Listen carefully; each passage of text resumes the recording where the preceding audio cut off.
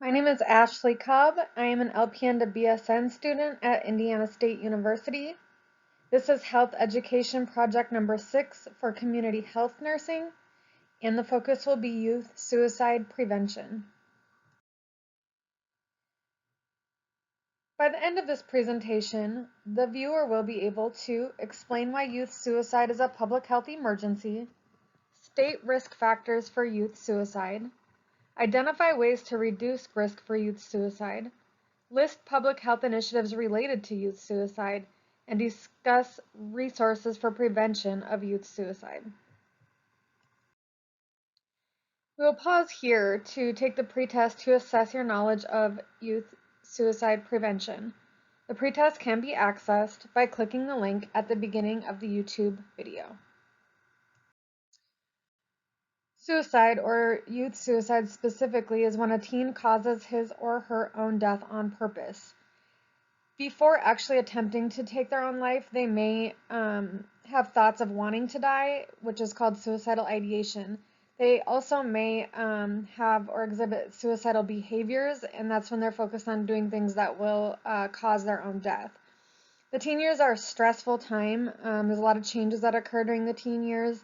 These are changes with the body, thoughts, and feelings, and there's strong feelings of stress, confusion, fear, and doubt, which may influence the teen's problem-solving and decision-making process. They also may have an extreme pressure to succeed.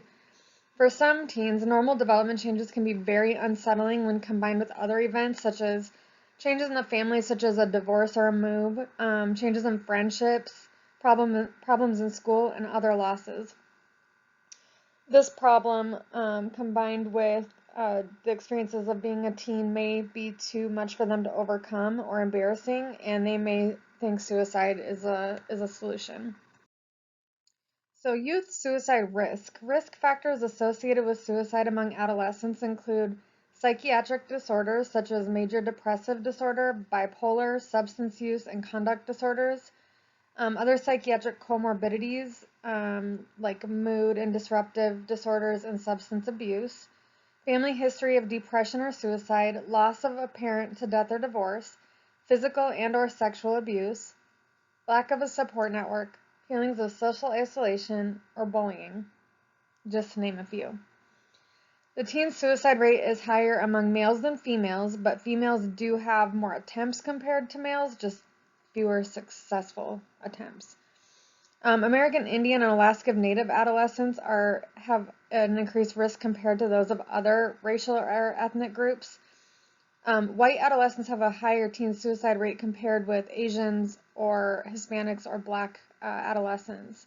And suicide attempts are higher among students who identify as gay, lesbian, or bisexual compared to those who are identified as heterosexual. Why is youth suicide a public health emergency? The CDC estimates that between the medical costs and the lost wages associated with suicide, it costs the United States $51 billion annually. Suicide is the third leading cause of death among adolescents aged 15 to 19, just behind homicide and accidental injury.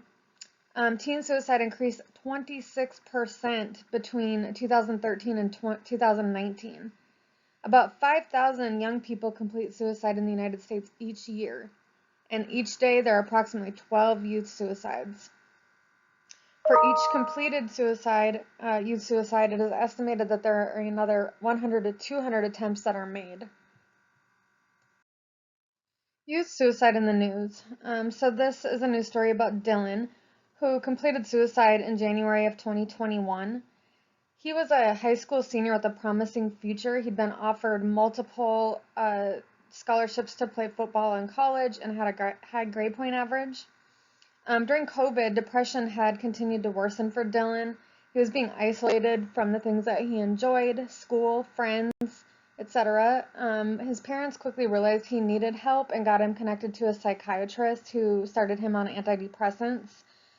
But in the September before he completed suicide, he did have a suicide attempt, and he went to inpatient treatment for a week and then continued outpatient therapy.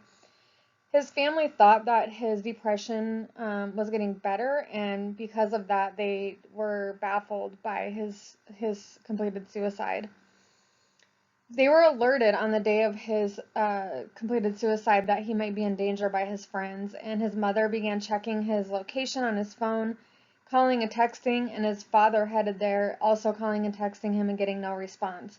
When Dylan's father neared the hotel, he saw the swarm of police cars and he immediately knew that he had arrived too late to save Dylan. How can we reduce risk for youth suicide? So youth suicide is preventable, and prevention efforts should be aimed at all levels of influence: individual, relationship, community, and societal. Suicide rates for at-risk youth can be reduced significantly by knowing the signs and educating others of those signs. 4 out of 5 suicide deaths are preceded by warning signs such as suicidal threats, previous attempts, preoccupation or obsession with death, depression, and final arrangements. We should make it more difficult to die in an act of deliberate self-harm. So interventions include building barriers on bridges, removing guns from homes with at-risk youth, lethal means counseling, and reducing access to large amounts of medication. Access to mental health resources should be improved. These include medical interventions and support groups, effective clinical care for mental disorders, and family and community support. Pediatricians can use primary and secondary prevention strategies to intervene with youth before or after the onset of suicidal behaviors. Universal suicide risk screening programs can be used to identify youth in medical settings who may otherwise pass through the healthcare setting with undetected suicide risk. To quote the former National Institute of Mental Health Director Thomas Insel, "To reduce suicide, we need to know how to target our efforts, to be able to reliably identify who's at risk, how to reach them, and how to deter them from acting on suicidal thoughts." Public health initiatives related to youth suicide. So in 2018, at least 10 bills in 8 different states had been enacted related to suicide prevention in schools. Healthy People 2030 objective is to reduce the rate of suicide attempts from 8.9 to 1.8 attempts per 100 adolescents. There's some other related Healthy People 2030 objectives, such as increasing the number of children and adolescents with serious emotional disturbances who get treatment, increasing the proportion of adolescents with depression who get treatment, and increasing the proportion of primary care visits where adolescents and adults are screened for depression. The Jed Foundation and the Clinton Foundation have partnered with Facebook and Instagram to provide resources to promote emotional well-being and to share potential warning signs that a friend might be in emotional distress and may need help. In Colorado, to address the high suicide rate, the Colorado General Assembly created the Suicide Prevention Commission. They create evidence-based recommendations annually to state legislature and present those. And it functions like an advisory board, making key issues in suicide prevention more visible to the decision makers. The commission has also set the ambitious goal of a 20% reduction in the suicide rate of youth by the year of 2024. We're going to stop here and take a post-test to assess your knowledge about youth suicide prevention. A link to the post-test can be accessed in a link at the beginning of this YouTube video. Youth.gov, Erica's Lighthouse, and SAMHSA all have multiple resources for teens, families, and educators. And a flyer with links to these resources is available at the beginning of this video. It's entitled Youth Suicide Prevention.